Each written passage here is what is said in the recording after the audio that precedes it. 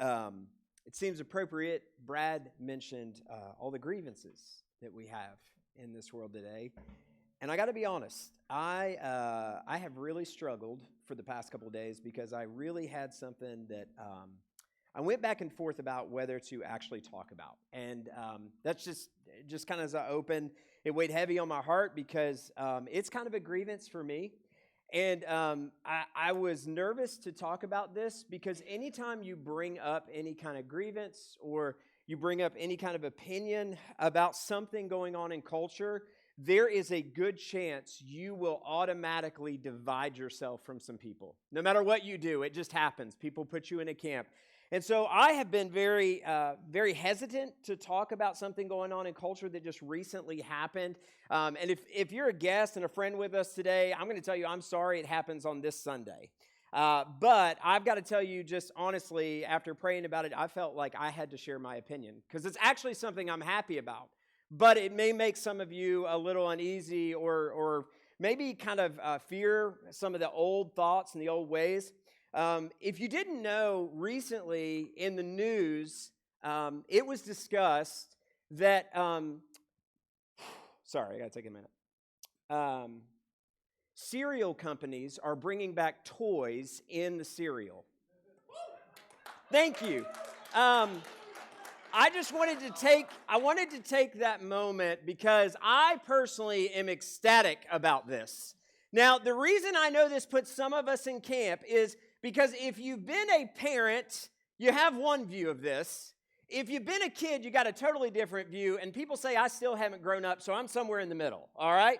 Now, here's why. Because the joy of this is amazing. I remember some great times as a kid getting some cereal prizes, right? If you ever got a cereal prize that you really enjoyed, can we just get an amen? Like, did you ever get a good one? Amen? Yeah, okay. So there's a lot that I could think of. And here's the thing about it. The joy that came with it is like, it was the time when I actually enjoyed going to the supermarket with my mother. Like, I enjoyed going there because where was I going? Like, I'm pretty sure it was a moment for her to relax because I would run straight to the cereal aisle and I would go through every cereal to see what the best prize is or what it was that their theme was. And so I was really excited about it. And here's how it would work. You get this joy now. If you're a parent, you now get to take your kid to the cereal aisle. Now, you know, any other day of the week, any other time of the year, they're never going to eat cereal. I mean, let's be honest. They're not going to eat cereal. They're going to go pick out their favorite prize. And the joy is on Saturday morning, you get to go in and hear the rustling because maybe they'll get up and they want to know what the toy is. And so they run straight in. They rip the top off the box. Like that box is not going to survive, right? And what do? They stick their whole arm down in the cereal, right? Like they're doing some kind of inspection.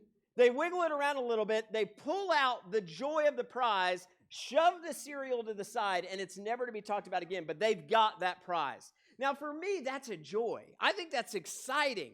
For parents, it's not so much of exciting because you don't know where those hands have been, right? The other problem is if you have more than one child, what do you got to do? You ain't buying one box of cereal, right? Every kid is getting a box of cereal if you want to keep the household happy. So that's why this is a split thing, but there was something about this that was always fun for me and still nostalgic today. But one of my favorite prizes that I always look forward to, it was very cheap, but it was my favorite. I loved secret revealing glasses or x-ray glasses. You know what I'm talking about? Like the box would have a secret message on it, or they would have a TV program or a commercial you had to watch with these glasses on, and I loved it. Like I'd rip them out of the box, I'd get them on, and something was so cool to me about the fact that you could look at everything else around you and nothing would look different. But the minute you put those glasses on, some secret message was revealed, right? And it could mean nothing, but something was revealed, and that was exciting. And there was a joy behind this because every time I put those glasses on, I felt for a minute like I had a superpower, right? And what kid doesn't want to feel like they have a superpower?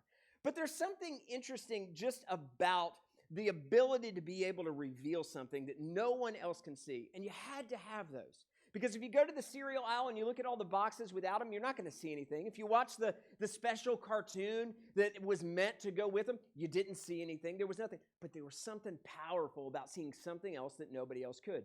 But for that to happen, you had to be able and willing to invest. You had to invest in going to the grocery store, paying the money for that cereal, getting the box. That was the only way anything was going to get revealed, is if you made some sort of sacrifice for that to actually happen, to invest in that. Now, this morning, here's what I want you to do as we kind of get into our time together. I want you to go ahead and turn to John chapter 14.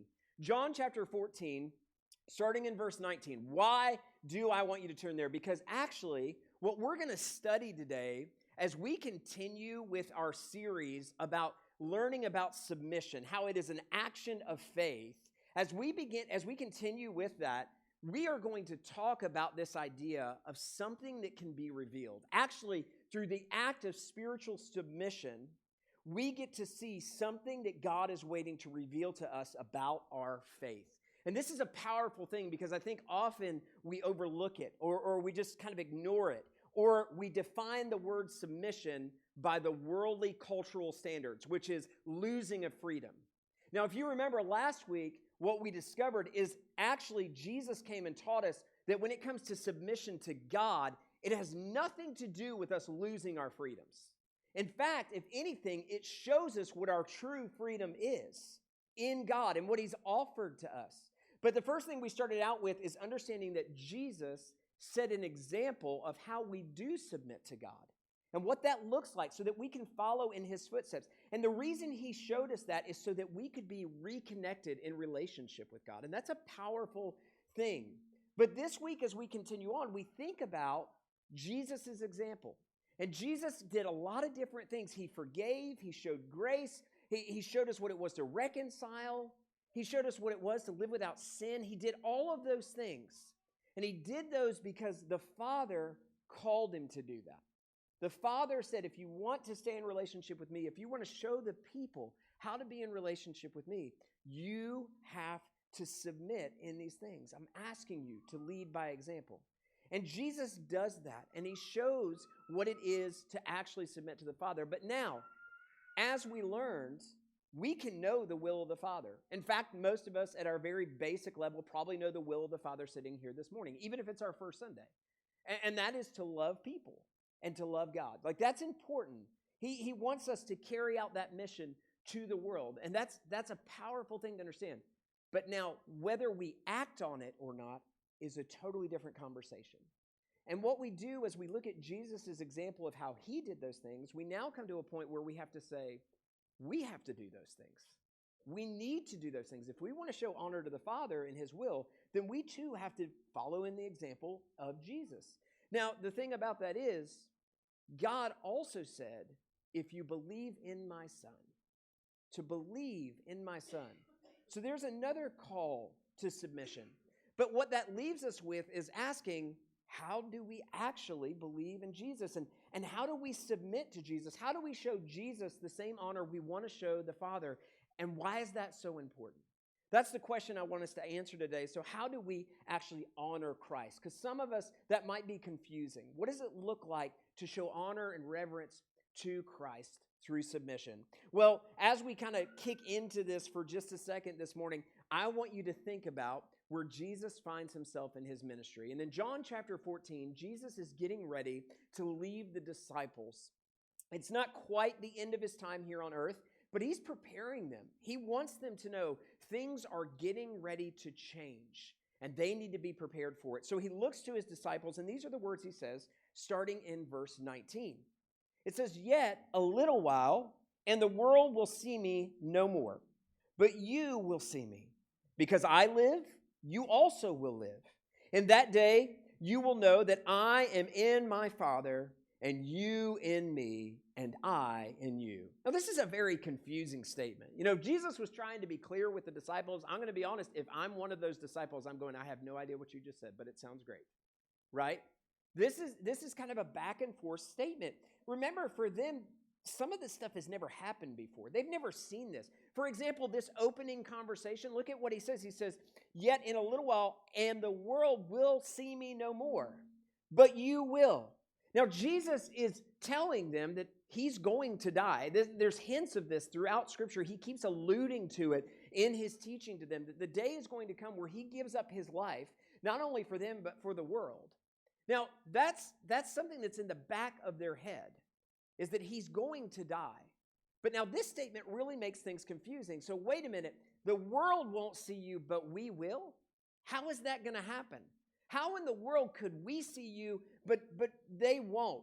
What that alludes to is that at some level, something's going to be revealed to them. They'll be able to see something that nobody else will. But he doesn't stop there. He goes on and he says this. He says, in that day you will know that I am in my Father, and you in me, and I in you. So there's a second part to this that seems a little confusing. He says, on that day when this is revealed to you, when you can see me and no one else can, something else is going to happen. You're going to know that I'm with you. And not only am I with you, but because I'm with you, the Father is with you. You see, this goes back to what we talked about last week. He's showing us and preparing his disciples for how they will be in relationship with God again. Separated since the time of the Garden of Eden, they will now be back in relationship with God. Now, how is that going to happen through him? This is still a very confusing text and an even more confusing thing to hear him say. But we do know two things from it. Number one, something will be revealed to them.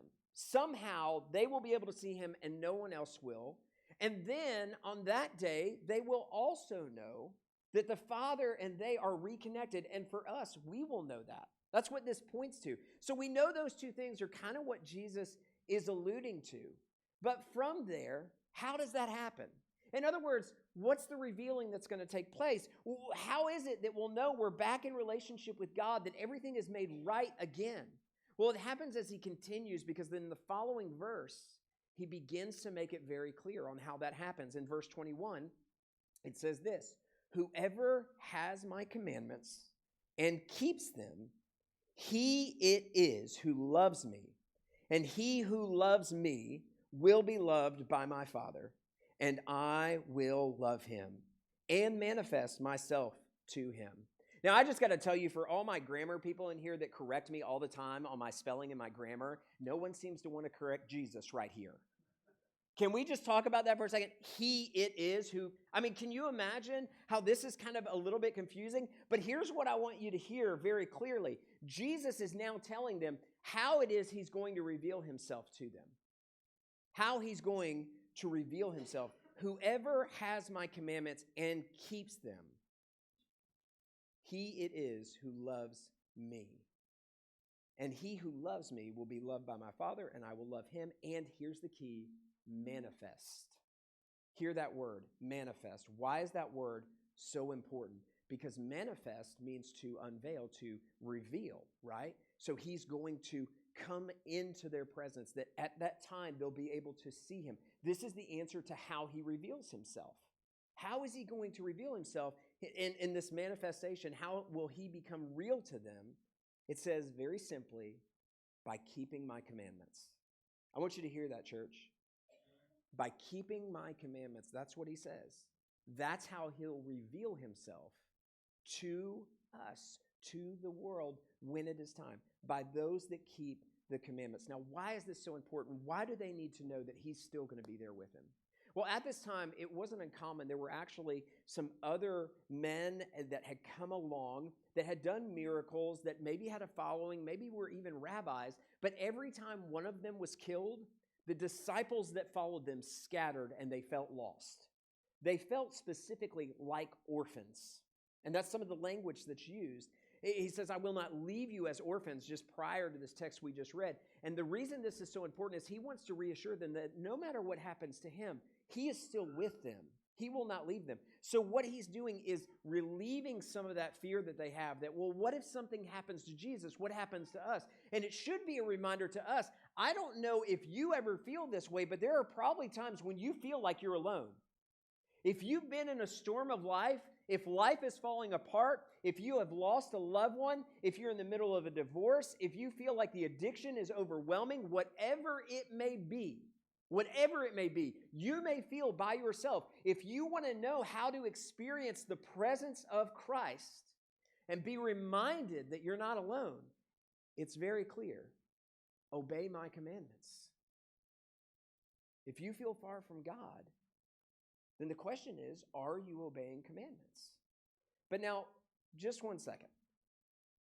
That sounds great. It'd be great if it was just putting on those glasses, but now we're talking about following commandments. Couldn't I just put on glasses and like see your presence? Couldn't I just like say a special prayer and then I know Jesus is with me in the midst of it and I can be overwhelmed by his presence? That would be great. Why my commandments? Jesus seems to all of a sudden make it very difficult when he says, follow my commandments. What are Jesus' commandments? Can we give them all? What are all of Jesus' commandments? In fact, any of his teachings that you would consider commandments, could you keep them all to experience Christ? You know, I think when we think about commandments, there is a list that we could think of that Jesus taught. I'm not talking about the 10 commandments. I'm talking about a list of Jesus' teaching that could be defined as actually a commandment. In fact, let me give you an example. Let me just show you what it looks like. This is something that it looks like. So if you took every teaching of Jesus and you listed it out that could be considered a commandment, these are all the things you got to keep. I mean, according to what Jesus just said in the commandments, then if those are his commandments, I've got to keep all those. So here's a couple that might be hard, right? Do not judge. That one might be hard for some of us. Lose your life to find it, right? Do not cause others to stumble. Serve others. Giving to the needy. Be perfect. That's my favorite one. Actually, it's halfway down, almost towards the end. Matthew 5:48. Sorry, not 4:8. That's not a new thing. Anyway, be perfect. For my Father in heaven, like your Father in heaven is perfect. That's what Jesus is quoting. Be perfect. If you could fill out this list and keep every commandment, does that mean you would then be able to feel God's presence, Christ's presence right beside you in the midst of your storm? The truth is, if that's the case, then is it any different than Israel when Israel was being rebellious to God? If you remember, there was a set of commandments and laws long before Jesus showed up on the scene. And their job to be close and in relationship with God was to keep those laws. In fact, it was hundreds of them. And they had to keep those just to be able to stay in relationship with God. Here's the problem. They never did it. Never once did Israel get them all right. So God then had to make a way for them to be back in relationship with him, and that was through what we call sacrifice. They would offer a sacrifice every year to roll over their failures, what they didn't get, or the sin offering they would give every year so that it would continue to roll over all their failures. So wait a minute, I thought Jesus was bringing something new. If the only way I'm ever going to experience the love of Christ, if the only way I'm ever going to be able to experience him being beside me in the midst of my storm is to get all these things right, I don't know about you, but I feel like I'm going to fail. In fact, I don't feel like, I know I'm going to fail. So does that mean anyone can ever experience the love, the fulfillment, the manifestation of Christ? That's hard. And we're not the only ones to wonder it. Is obedience to his commandments getting all of these things right? Is it really just a checklist and a set of rules and agenda that we have to actually get right? Well, we're not the only ones to think it. In fact, it was challenged by some other religious leaders of that time. They basically said to him, if you're going to bring those commandments, well, what about these commandments? Because that's what we're teaching is the law and the commandments. And one teacher tries to trip him up. If you'll remember in Matthew, chapter 22, verses 36 through 40, you're welcome to turn there. Matthew chapter 22, verses 36 through 40, or I'm going to have it on the screen. This is what happens with an interaction with Jesus. It says this, "Teacher, which is the greatest commandment in the law?" And he said to them, "You shall love the Lord your God with all your heart and with all your soul and with all your mind. This is the great and first commandment. And a second is like it. You shall love your neighbor as yourself. On these two commandments depend all the law and the prophets." Notice what he just said. These two are the most important commandments. And they're commandments or teachings we should already know. They are to love God, right? With all of our heart, with all of our soul, with all of our mind. That's first and foremost that we do that. And then to love others as we love our neighbor. Love our neighbor as we love ourselves. These are the two commandments. Now, what is Jesus saying? He follows that up by saying, on these two commandments depend all the law and the prophets. He was saying that everything in the Old Testament, all of those laws could be fulfilled in these two commandments. If you keep these two commandments, everything will be fulfilled, which means what he is teaching is also fulfilled in these two commandments. So what is the commandment that we need to follow? And I want you to listen closely because this is the secret. If you want to experience the manifestation of Christ, if you want him in your struggles, if you want to feel close to him, then you have to first love God and you have to love others. Those two commandments. If you will keep those two commandments, every one of the things that you saw on that list, every one of them will be fulfilled. If everything you do, every action you take, every thought you have, every decision you make as a family goes through a filter of loving God and loving others, I guarantee you, you will fulfill that list. You don't have to worry about a religious checklist because those things are all dependent on whether you will love God and love others. You do that, you make that your filter for every decision, every struggle, every moment in your life, and I promise you, I can assure you, based on Scripture, you will fulfill his commandment. You will be obedient to his commandment. That's the submission that we are called to make, is to love God and to love others. Now, here's what's important, and I want to be very clear on this statement. Notice there's an order to this. First, to love God. First, to love God. Often in our society, we live in a time where people say that you don't love me because you don't support my view. You don't rally for my view. You don't say what I do is okay. Above all else, our allegiance and our obedience has to be to that first part, to love God. If loving God and his truth comes into contradiction with what others are saying and defining as love, then we have a problem. It is still first to God, above all else. And the reason I say that is the logical fallacy in the idea of thinking that the only way to show someone love is to support everything they do across the board. We would never do that with our children. I don't even care if you have children. You would never do that with a child. If a child wanted to run out and say, hey, yeah, the best place to play Matchbox cars is right in the middle of a 4-lane. And if you love me, you'll let me go do it. Would we do it? Is that loving to put that child in a dangerous position? If we see a person, a friend that's not paying attention, they're running down a hill and there's an edge of a cliff, and we see them running towards the cliff, and they're like, I just want to live free. Great. If you love me, you'll let me live free. I'll let you live free, but it's not going to end well. Right? That's not loving, because it's the same idea with the way we've defined love today. It is not by the world's definition of love. It's not even how you feel about love. That's where the mistake happens, is that we think we get to say what love is. The only person that says what love is the one who is love, and that's God. Nothing overcomes that. And so sometimes we cave into culture and society because we want them to say that you love me. If that's what they're looking for your support on every decision they make, and that defines love, you will never be able to love them. Because eventually there will be something you disagree on. And we've got to stop defining that way. But now, what does that mean? Does that mean that we can't love, or how do we love others? Because I think that's where the discernment comes in, is we can understand how to love God by looking at his word, by following him daily, walking with him, but how do we love others? And this is where things get a little bit difficult, because maybe it is just the checklist. How do we actually discern what love is for others? You know, recently I reread a book that I enjoy, and I haven't read in almost probably 18 years. And the book is called Silence. There's also a movie on this. If you've never seen it, it's like the first time I've ever not seen a movie and read a book instead.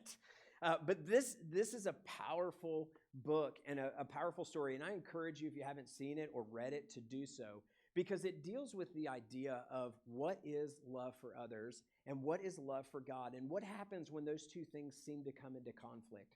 The book and the story is actually about a pastor, a Portuguese pastor named Pastor Rodrigues, and he decides to go to Japan during the time of the samurai. During that time, the Japanese government, the samurai, were very oppressive towards Christianity and fully persecuted them, killed them on many occasions, because they saw it as something against their gods and against their belief. But Pastor Rodrigues went there, and he thought, I'm going to be brave, and what I'm going to go do is show these people the importance of being obedient to God. You see, he saw obedience and submission to Christ as that checklist. If I do that checklist, then I will know that I am faithfully following after Jesus, that I've got it all together. And so he went with this idea to show them what the example was. In other words, he was going to kind of be their Messiah. Let me show you what it is in the midst of hardship to live by obedience to Christ. So he goes over. Unfortunately, while he's there, he is captured. And he's captured by a large group of samurai and other officials that have gathered him. And not only do they capture him, but they capture the entire village of Christian believers who had gathered together as a community to try to protect each other, to live in safety, and to worship together. They also arrest all of them. And they bring them in. And they say to him that you have an opportunity. And your opportunity, in this case, is to step on an emblem of what appeared to be Jesus' face. It was a bronze emblem. And they said to him, if you will step on this and you will renounce your faith in Jesus, become an apostate, then we will not punish you. And in his mind and in his struggle, he says, okay, I can do this. I'm ready to be a martyr. And he prepares himself, and he's prepared himself, and he says, I'm not going to do it. I won't trample on this emblem. I will not renounce my Christ. I will not say that I don't believe. And he thinks he's won because he's been obedient and submission. He thinks that that has been love of God. But slowly the government officials walk away, and they bring every one of the people from the village in front of him.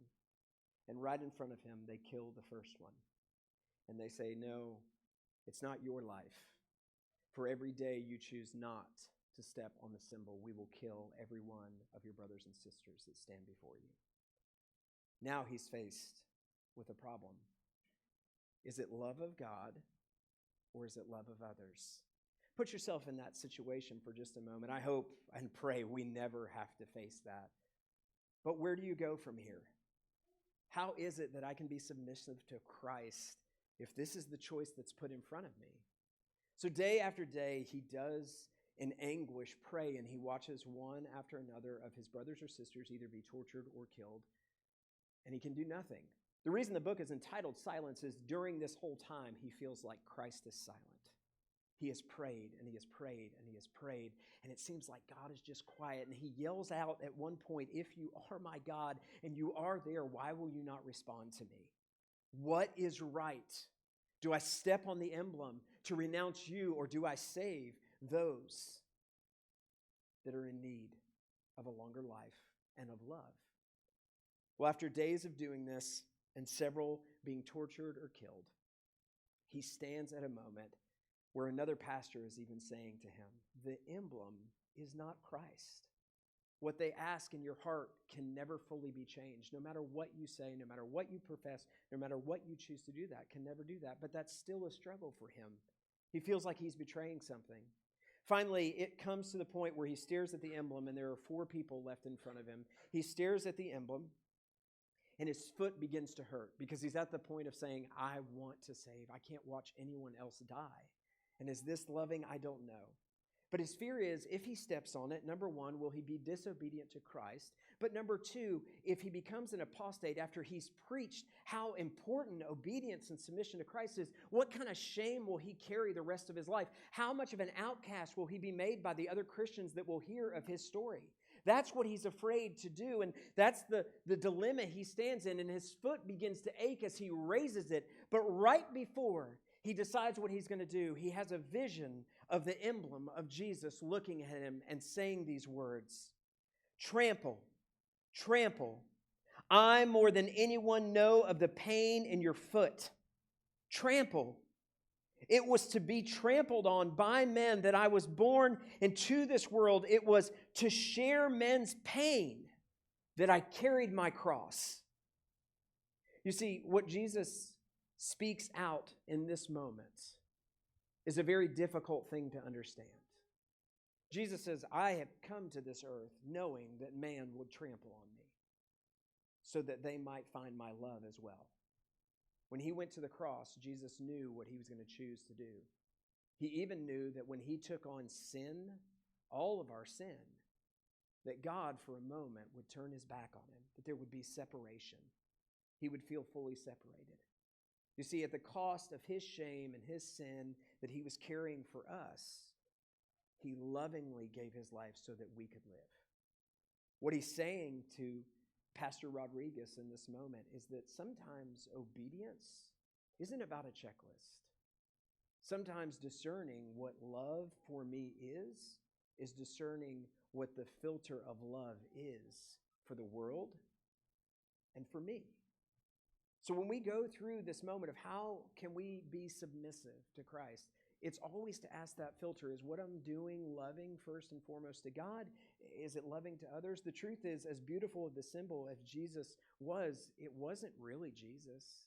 None of those men knew what Jesus looked like. It was just a bronze piece. No one could ever take away what really happened in his heart. But here's what Jesus was really saying to Pastor Rodriguez, who was worried about the shame he would carry. He's saying, in your moments of weakness, I'm here to make you strong, and that I will never abandon you when you love God and you love others in the way that I did. Be willing to be trampled on so that others can be experiencing the love of God. That's a hard thing in our culture. No one's ever going to put me down. But what if it saves a life? What if our submission to Christ actually helps someone see the love of Christ?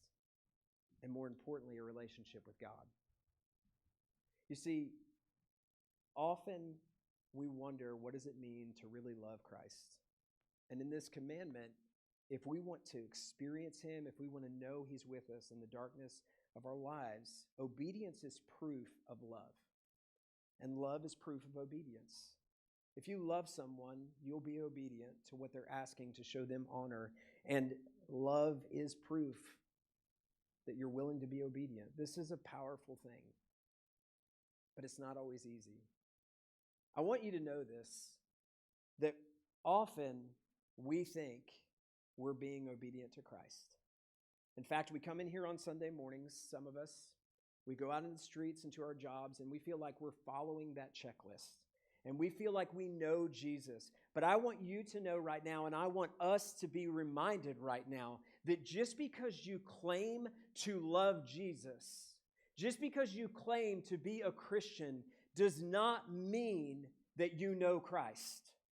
No matter what face, no matter what words you want to put on or put together, I'm telling you right now, you can claim to love Jesus, but if you aren't willing to submit and to love God first and to love others, then we don't know Christ. And what a shame it would be to go through our whole life thinking that we knew Jesus was with us, but yet we never loved others like he loved us. And we were never connected to him.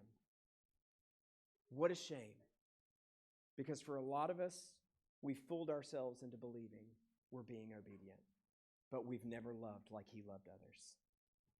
This morning, I'm really excited because we have a moment to have Christ manifest within all of us. Specifically, we have two amazing young people who have come forward today. And actually, they've had some conversations with me over the past couple of weeks that they want to show their proof of love to Christ and that they want to be obedient to his calling. And one of the steps of obedience